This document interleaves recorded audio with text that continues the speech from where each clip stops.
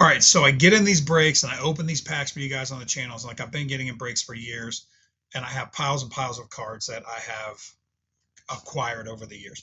Now, I have a very bad habit of, and I do not recommend this when you're collecting sport cards if you're planning on making any money on them. I have a very bad habit of I'll take the rookies, the first year Bowmans, stuff like that, and or comeback players or something like that. I'll put it in a box and I'll just leave it in there for a couple of years.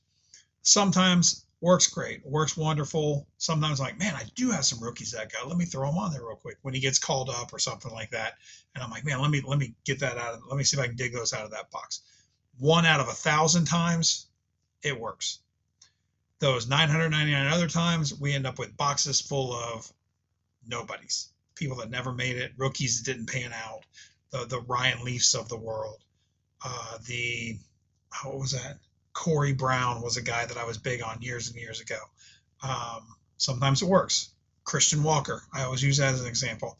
I bought a ton of his stuff when he was nothing, and he was just in the minors behind Goldschmidt, and then all of a sudden, off he went. And I had a whole stack of Christian Walker cards when he came up. There's been players along the way: Tom Brady, Mike Trout, Albert Pujols. That kind of came out of nowhere. And then there have been players like Acuna or Otani that just have transcended over the years, and prices have increased exponentially.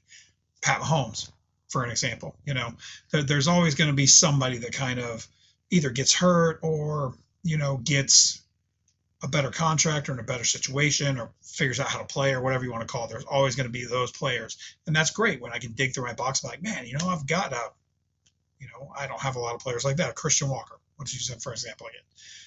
These cards are not going to be those players, or they're going to be players that I'm just like, you know what? It's been nice knowing you. Let's just go our separate ways.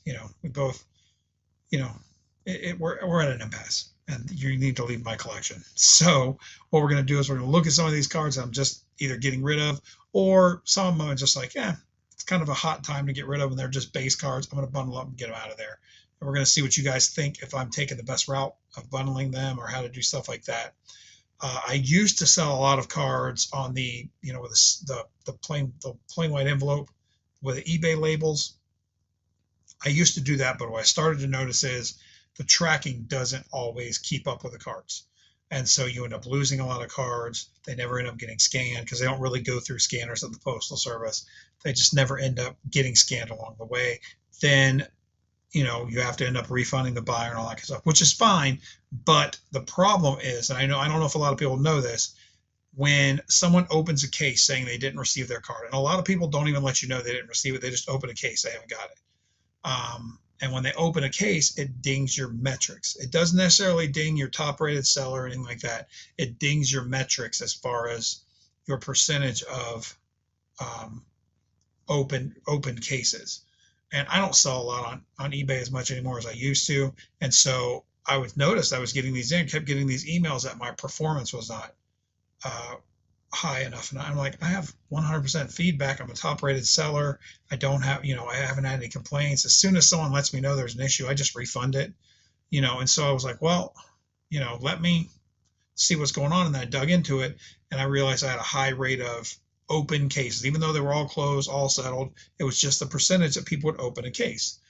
And so I stopped selling them like that. So I don't sell cards under $20 individually anymore. Unless, of course, I just do 99 cents and then I charge $5 shipping on something. But I don't do the plain white envelope shipping anymore because of that metric. So if you sell those ways, keep an eye on that stuff. Keep an eye on how many people open a case, and try to work with your buyers. Like I said, a lot of the times buyers, especially on the low end stuff, won't even let you know they didn't get it. Or sometimes, and I've had this happen once or twice, that it didn't get delivered on their end, and they just open a case because it never shows up as delivered, but it actually did. The only reason I noticed that's happened is I've sold numbered cards before that the buyer said never arrived to them, and then that same said buyer listed that number card a little further down the road. So I have caught two people doing that before, and then they opened a case and said they never got it. Could have been the case they got it after the fact. I don't know. But anyway, I feel like I'm rambling now. And I don't know if you guys want to watch that, but that was just a little informative. So we're going to get into these cards and get started. I'm going to show you what I'm going to be putting on eBay this week coming up. And then we'll come back on there, make another video, and we'll show you guys kind of what they sold for and stuff like that. So hope you guys enjoy what we're about to do. All right, so here are the various piles that we got. So we're going to kind of thumb through them real quick.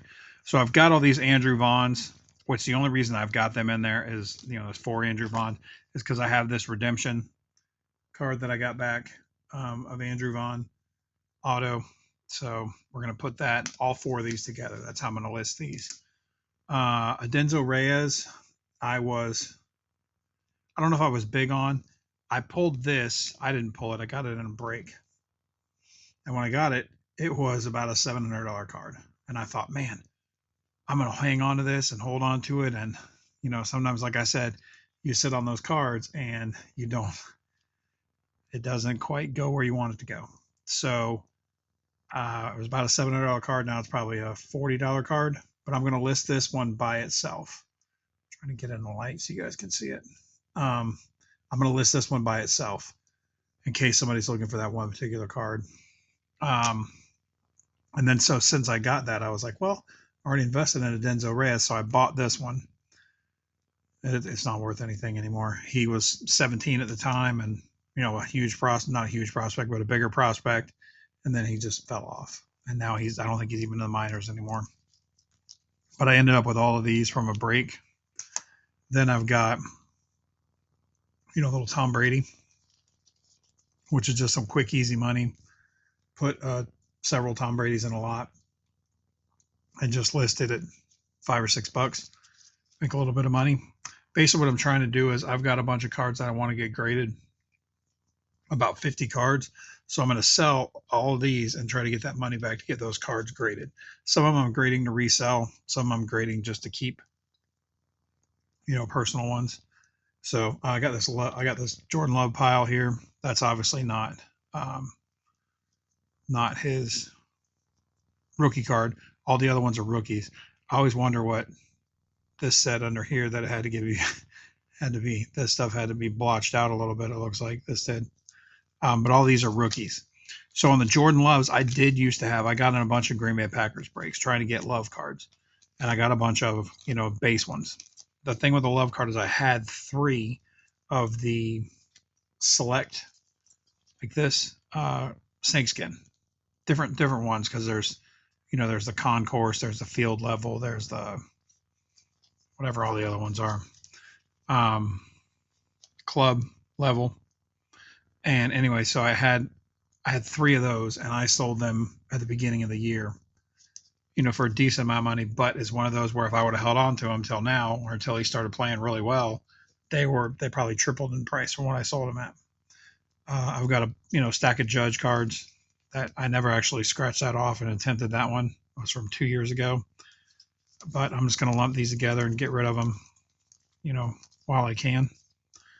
Same thing with Ohtani. And this is ones where I just, put some superstars in a box, and they've just been sitting there ever since. As you can see, this is like 2020 finest. I think it's 2020. Little Bowman, just kind of a little Ohtani. That's a black parallel. Not that it makes too much of a difference, but a little Ohtani. Just group all that together. And now Russell Wilson's back to being kind of a hot item. So I took all the Russell Wilson. I mean, I'm sure I've got a ton more, just ones that I had in the football box, and lumped them together with these 2. That's like a checkerboard prism, not checkerboard, but mosaic. That's what it was. And this is a little mosaic, sparkle, whatever that's called. Disco, I think, something like that. So I'm going to put all those together and just sell them as a group. I had a couple Devontae Bookers, like 2 cheap rookies. I had a disco and then a gold. So I'm going to put those all together in a group and get rid of them. Now I got the Rams in a ton of breaks, so I ended up with a whole bunch of Cam Akers. I have a bunch of Van Jeffersons too, but end up with a bunch of Cam Akers. And then I have, one of the snakeskins that I was talking about with the Jordan Loves. They're numbered to 67. I had a Cam Akers one. I think I had 2 of these, but I sold the other one. But then all of these are going to be, you know, can makers, some base, couple parallels. I think there's a couple jersey cards in here, but a couple variations. But so I'm just going to take all these can makers, put them in one big group, and just sell them like that. I think that's the best way to do it. That's college variation. Like I said, I don't want to sell them individually, even though that's probably the best way to make money, or put them in small groups. I'm gonna let you guys kind of reach out to me and tell me what you think is best. Put it in one big group like this, maybe sell that by itself, and then put all the rest of these together in one big group, or if I should just break them up into like groups of 10 or whatever. So same thing with the Otani. This is what I was chasing in all those breaks when I had the Angels, was Trout stuff, which I got a couple really nice Trout autos in the breaks, but I've already sold those, and a couple short print Trouts. Those I actually was smart and sold them while they were hot, like right when the product was out. Now those cards are not worth hardly anything at all. So I'm glad that I did that. That was one of those situations. And I always say, you know, unless you think they're going to be the greatest player in the history of football, go ahead and sell them while the product's out and new. That's where all the money is. Same thing with Dobbins, is like he's gotten a little hot lately. So I'm just going to dump all these base Dobbins that I have.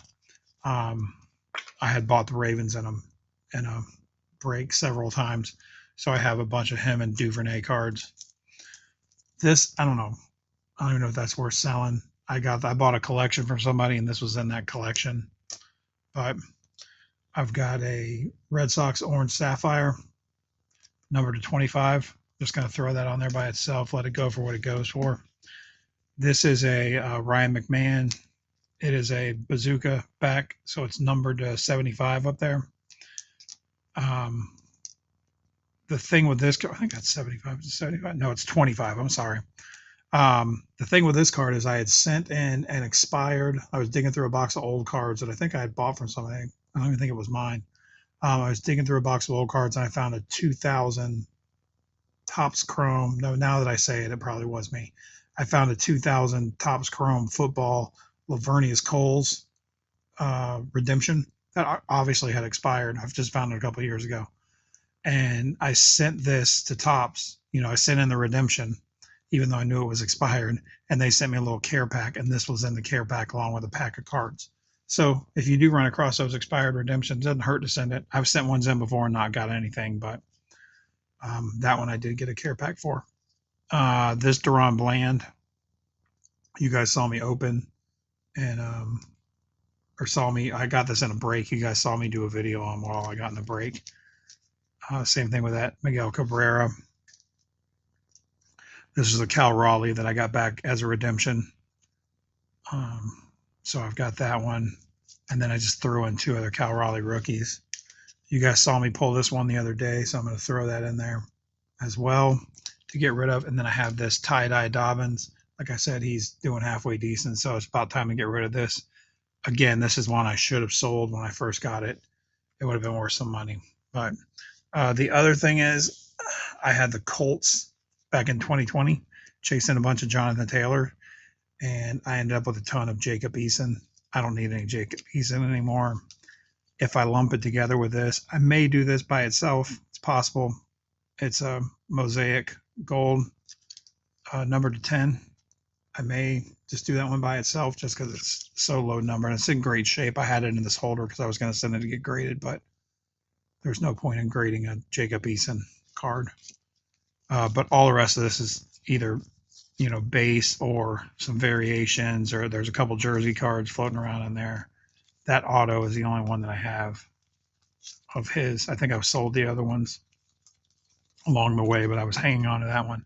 But all of this is Jacob Eason. This is all Jacob Eason. So I'm going to go ahead and get rid of these Jacob Eason cards as one big group like that. And like I said, I may split this up and sell that one separately. And I've finally decided to part ways with a majority of my Kyle Pitts. I really only kept, this is what I kept. I kept the Kyle Pitts of him in Gators uniforms. I love that one, that printing plate. Then I got that, Anything that he was in a Gators uniform, I kept. But I have a couple Falcons ones that I kept also, but I mainly kept the Gators ones. But these are all just kind of base rookies that I got. There's a couple, you know, variations, like that's a no name right there. That's numbered, that's numbered, that's numbered. And then I'm going to get into these jersey ones. I'm probably going to lump them together as a group, the two jersey ones, or I may put them with that group of base. I don't know yet. And then we get into my autograph stuff. I got that one. I'm going to do the autograph things all individually. So it's going to be that one by itself, that one by itself. We're going to do that one by itself too, because I finally got all these redemptions back from Panini. So we're going to do that. And then all of these are Wade Boggs cards. So we're going to do that as one big group of Wade Boggs cards and just call it a day. So that's what we got that we're going to put on eBay. I'll let you guys know how it all sells. If I felt that was the best way after the fact, you guys let me know how you feel about it, how you guys list stuff. I'd love to hear some more ideas. I mean, I've been listing stuff on eBay since 1999, but you know, I'm kind of set in my ways. And like I said earlier, I've adjusted my ways based on what I see on eBay and stuff. And, you know, I enjoyed the eBay standard envelopes and the plain white envelope thing suggestion that they had, but it just ended up hurting my account more than helping. And I didn't want to get suspended off of eBay or anything like that. So I am now going with this route. I'm back to lumping them all together and sending it off in a big group and, you know, just doing it that way. So let me guys know how, let me know how you guys list all your stuff and how you guys do, and if you got any suggestions, or if anybody wants anything out of here, you know, let me know. I'd rather sell to some of you guys than list it on eBay. So if you want, you can watch my next video or watch my last video or watch whatever video pops up in this area, and you can like down here. You can subscribe over here by this gator up there. So thank you guys for watching, and have a great night.